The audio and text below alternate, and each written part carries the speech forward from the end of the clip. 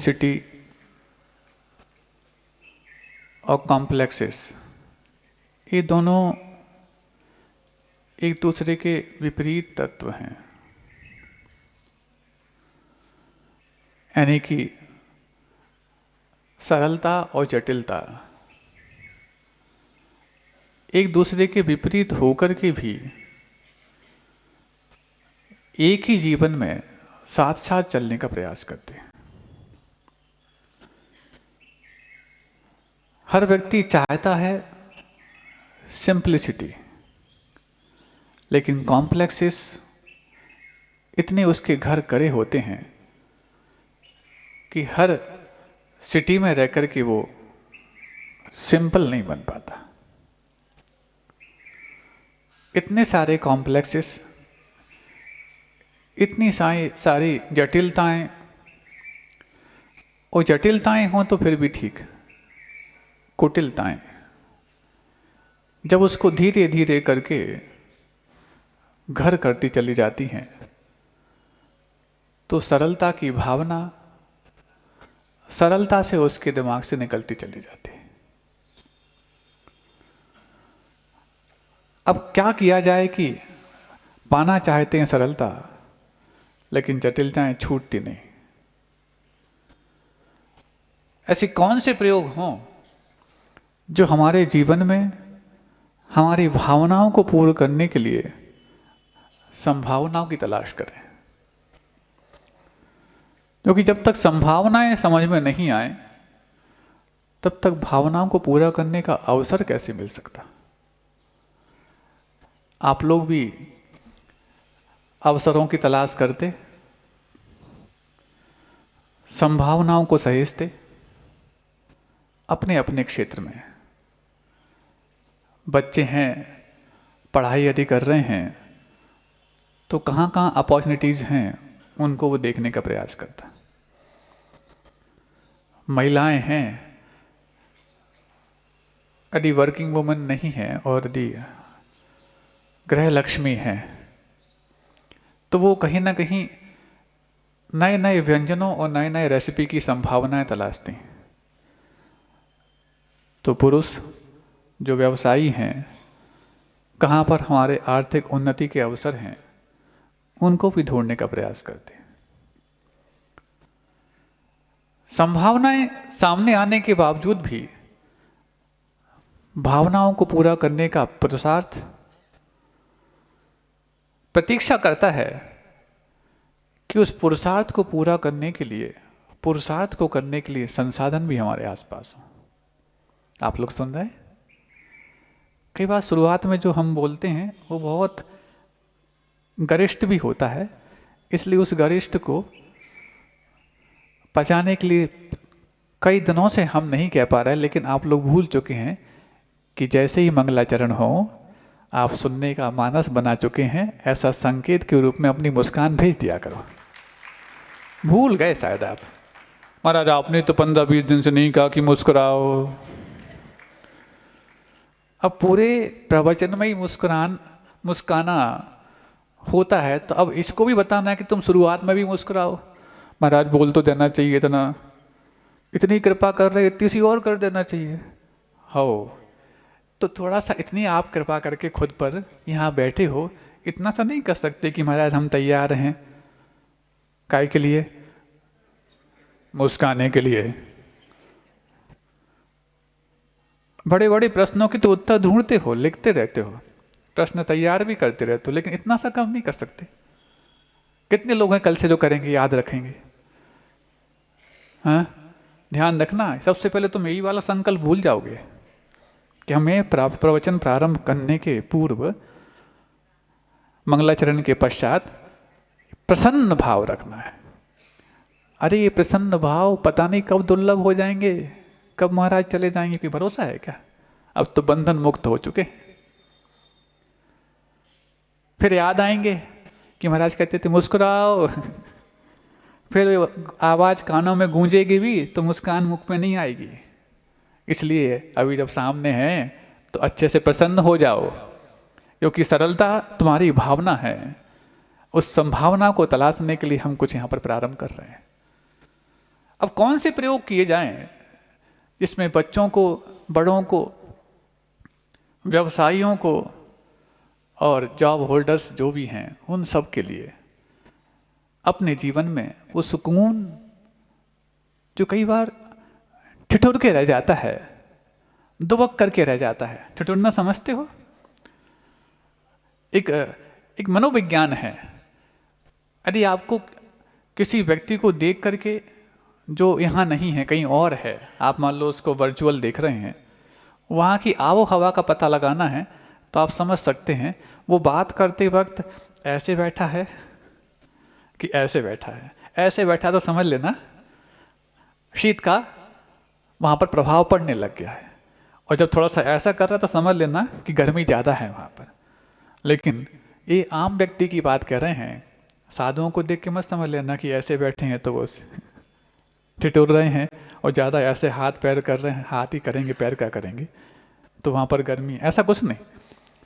तो वो कॉम्प्लेक्सेस कहाँ हमारे दिमाग में भरे पड़े होते हैं, कहाँ से वो निकलने की गुंजाइश ढूंढते हैं, ये सब कुछ पहचानना बहुत आवश्यक है। माता पिता अपने बच्चों को कई बार ये संस्कार देने की कोशिश भी करते कि बेटा बचत जीवन में बहुत बड़ी पूंजी है, खूब कमाना भी आसान है और खूब गंवाना भी आसान है, लेकिन कमाने के बाद बचत अपव्यय से बचा करके और सार्थक स्थानों पर लगाना बहुत दुर्लभ है। अमेरिका जैसे देशों में जहाँ पर करोड़ों के पैकेजेस होते हैं, यदि वो अपने मंथली इनकम का 80% खर्च ना करें तो कोई मानता नहीं है कि ये लोग करोड़ कमाते होंगे। मतलब वहाँ पर खर्चे के आधार पर आप कितने बड़े आदमी हैं ये सिद्ध की जाती है, और भारत में बचत के आधार पर और समय आए तो अच्छे परोपकार में अपने धन को लगाने के आधार पर ये बात तय होती है कि कितना बड़ा आदमी है। हाँ, वहाँ तो आपने महीने में यदि 1 करोड़ कमाया है तो 80 लाख पहले खर्च करके दिखाओ, तब तो मानेंगे तुम्हारा पैकेज 1 करोड़ का है। ये संस्कार वहाँ के हैं। और भारत के संस्कार, मान लो 1 करोड़ भी कमाते हैं तो 10-15 लाख में यदि उनके सारे जो कुछ भी हैं निपट सकते हो, बाकी शेष यदि उनको बचता हो तो ये समय पर हम सदुपयोग करेंगे, ऐसे भाव उनके संस्कार में दिए जाते हैं। तो अक्सर माता पिता बच्चों को बचत के संस्कार, विनय के संस्कार, वात्सल्य के संस्कार देने का प्रयास करते हैं, लेकिन इन संस्कारों को देने में कितनी वो सहूलियत महसूस करते अथवा कितनी सफलता पाते, ये अपने उनके अलग अलग विचार हैं। Complexes, infinity complexes, insecurity complex, infinity insecurity के साथ साथ भी सुपीरियरिटी कॉम्प्लेक्स आपको सताए ना, ये बहुत कठिन होता है। कल एक प्रश्न आया था शाम को जिज्ञासा के समय, तो उसमें हमने कुछ एक बातें कही थी जो अभी हम संकेत के रूप में कह रहे थे। हमने कहा था कि ये जो प्रश्न का समाधान है वो 5-7 मिनट में नहीं हो सकता, इसके लिए तो पूरा एक व्याख्यान भी कम पड़ सकता है। थोड़ा वो विषय भी लेना चाहेंगे कि कैसे सुपीरियरिटी कॉम्प्लेक्स, इनसिक्योरिटी कॉम्प्लेक्स और इन्फिनिटी कॉम्प्लेक्स आप पर जो हावी होते हैं उसको कैसे ठीक ठाक किया जा सकता है। यदि आपको इंग्लिश में बात समझ में ना आ रही हो तो उसको हम आपकी भाषा में भी बताना चाहते हैं। सुपीरियरिटी कॉम्प्लेक्स मतलब हम ही सब कुछ हैं, सुपीरियर मानते हैं ना अपने आप को, इतना समझ, सुपियार आप लोग अपनी भाषा में क्या बोल देते हैं, ज़्यादा सुपियार समझ रहा। हाँ, बहुत सारे शब्द हिंदी से ही वहाँ पर गए हैं। दूसरा इन्फिनिटी कॉम्प्लेक्स मतलब उसके मन में एक भय की आशंका है, भयभीत है वो, फियर यानी भय, और इनसिक्योरिटी कॉम्प्लेक्स असुरक्षा का भय। उसको होता ना आपके जीवन में असुरक्षा की बहुत सारी चीज़ें जब जुड़ जाती हैं तो आप अपनी ही चीज़ों के बीच में अपने आप को असुरक्षित महसूस करने लग जाते। वो तीनों संस्कार बनने के, बचत के और वात्सल्य के, और कई सारे आप प्रबंधन अपने जीवन में करते रहते हैं, तब तो अपने बच्चों को MBA करने के लिए, BBA करने के लिए घर से बाहर धकेलते हैं। महाराज भेजते हैं, बोलो ना, धकेलना क्यों बोल रहे हो? अब चूंकि भेजने और धकेलने के बीच में क्या अंतर है उसको हम पर्याप्त 3-4 महीनों में बता चुके हैं, इसलिए धकेलना शब्द आपको बुरा नहीं लगेगा, इतना हम मानते हैं। धकेलते हैं ना, माता पिता तो अब मानने लगे कि हाँ धकेलते हैं, बच्चे नहीं मानेंगे, बच्चे देखेंगे माँ बाप ने भेजा है और आप महाराज धकेलना बोल रहे हो। हाँ, माँ बाप ने भेजा है, बिल्कुल भेजा है, लेकिन आपके पास तो भेजा है ना।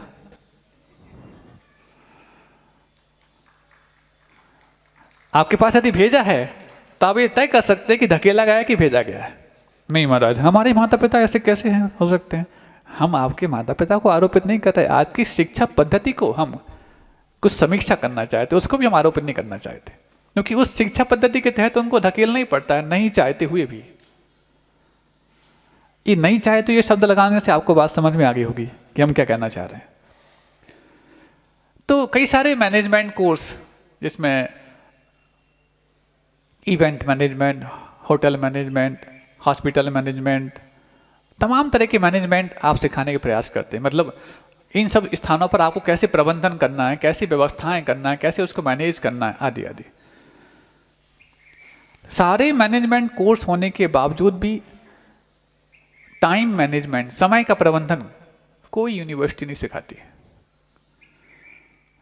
सारे मैनेजमेंट सिखाने के बावजूद भी सेल्फ मैनेजमेंट, आत्मनियंत्रण कोई यूनिवर्सिटी और कॉलेज नहीं सिखाते। स्ट्रेस मैनेजमेंट, हम अपने तनाव को कैसे अपने नियंत्रण में रख सकते हैं, ये कोई नहीं सिखाता। यूनिवर्सिटीज में जाकर के बच्चे तनाव तो बढ़ाना सीख सकते हैं, लेकिन तनाव कैसे नियंत्रित करना है, क्योंकि उनकी एक्सपेक्टेशंस अपने आप से इतनी ज़्यादा बढ़ जाती हैं कि वो तनाव को नियंत्रित नहीं कर पाते। तो टाइम मैनेजमेंट, सेल्फ मैनेजमेंट, हाँ। और रही बात बेटियां हो चाहे बेटे हों, घर से बाहर जाएं तो मैस जैसे तैसे मिल जाए उससे खाने का प्रयास कर लेते हैं, और ये दलील लेते हैं क्या करें, बाहर रह रहे हैं तो हमें ये खाना मजबूरी है। वो ये तो जानते हैं कि मजबूरी है, मंजूरी से नहीं खाते, लेकिन वो उसका विकल्प नहीं ढूंढ पाते, क्योंकि कुकिंग मैनेजमेंट उनको नहीं आता। समझते हो कुकिंग मैनेजमेंट क्या है? ये पहले होम साइंस सीखने वालों को शायद कुकिंग मैनेजमेंट आता था, ऐसा मानते हैं लोग। वो भी सिर्फ पुस्तकें पलट करके डालते थे कि हाँ इतना इसमें डाल दो, इतना इसमें डाल दो, पेज पलट जाए तो हलवा की जगह वो हांडवा बन जाए, होता है। तो ये पुस्तकें पढ़ करके ये मैनेजमेंट सीखने वालों को कभी ये कुकिंग मैनेजमेंट नहीं आ सकता वो तो। और आज कुछ ऐसे अनपढ़ लोग भी हैं, हाथ में लेते हैं, उठा के देखते हैं, डाल दो हो जाएगा, और फिर जब वो परोसते हैं तो खाने वाले अंगुलियां चाटते हुए रह जाते हैं। अभी कहाँ से मैनेजमेंट सीख करके आए भगवान जाने, लेकिन ये इनको है तो ये कला। और फिर कहता है इनके हाथ में बहुत रस है, बोलते कि नहीं बोले, हाथ में रस है कि जो वस्तु बनाई उसमें रस है। महाराज रस तो वस्तु में आता है, लेकिन हाथ ना लगे तो नीरस हो जाता है, होता कि नहीं होता? अभी तमाम तरह के मैनेजमेंट आप अपने बच्चों को सिखाने के बावजूद भी इन 3-4 मैनेजमेंट को कोई ना यूनिवर्सिटी सिखा रही है, ना कोई विश्वविद्यालय सिखा रहे हैं, ना कोई कॉलेज, ना विद्यालय, ना स्कूल।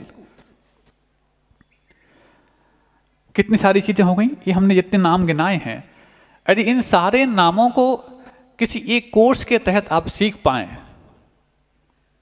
तो आप सुनने तैयार हैं? तैयार हैं? महाराज सुनने तो हम सब कुछ तैयार हैं, लेकिन आप जो कहना चाह रहे हैं उसमें क्या कहोगे हमें खुद नहीं मालूम, हमें भी नहीं मालूम हम क्या कहने जाएंगे। जैसा ऊपर से कनेक्शन हो चुका है वैसा हम आपके सामने रिएक्शन करते रहेंगे। और कनेक्शन किससे होता है ज़्यादा बताने की तो आवश्यकता है ही नहीं है। आंख बंद करो, तार जुड़ जाते हैं, और वो बेतार का तार लगातार रहता है और आप तक। क्या समझ में आ गया आप लोगों को?